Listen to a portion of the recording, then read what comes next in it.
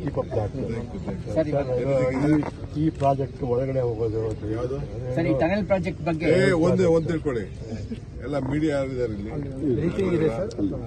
Tunnel project ಏನಾದ್ರು ಒಳಗಡೆ ಹೋಗ್ತದೆ. ಇವತ್ತು ವಿಸಿಟ್ ಮಾಡ್ತೀನಿ, ಆ ಪ್ಲಾನ್ ನೋಡಿದ್ವಿ. Will not spoil the nature, should not spoil the Lalbagh environment. Lalbagh ಒಳಗಡೆ ಯಾವ ಮೆಟ್ರೋನು ಬರೋದಿಲ್ಲ. ಒಂದು ಮೂಲೆಯಲ್ಲಿ ಎಕ್ಸಿಟ್ ಕೊಡ್ತಾ ಇದೀವಿ, ಒಂದು ಮೂಲೆಯಲ್ಲಿ ಎಕ್ಸಿಟ್ ಕೊಡ್ತಾ ಇದೀವಿ ಅಷ್ಟೇ. ಈ ಟ್ರಾಫಿಕ್ ಇಲ್ಲ ಬೇಡ ಅಂತ ಆ ಕಡೆ ಎಕ್ಸಿಟ್ ಕೊಡ್ತಾ ಇದೀವಿ. ನೋಡ್ತೀನಿ. Still, I will discuss with you. That is why, after all this meeting, our site na visit ಮಾಡ್ತೀನಿ. Because there are two lungs of Bangalore, Kaban Park and map ತಗೊಂಡು ಬಂದಿದ್ದಾರೆ. ಅಲ್ಲಿ ಮೀಟಿಂಗ್ ಮಾಡಿದ್ದಾರೆ, ಅಲ್ಲಿ ಎಕ್ಸ್ಪ್ಲೈನ್ ಮಾಡ್ತಾರೆ. ಅಸ್ಫಾಲ್ಟ್ ಆಗಿದೆ sir. Horrible ರಿಂದೆ horrible road. RC Jagannath ಅಂತ.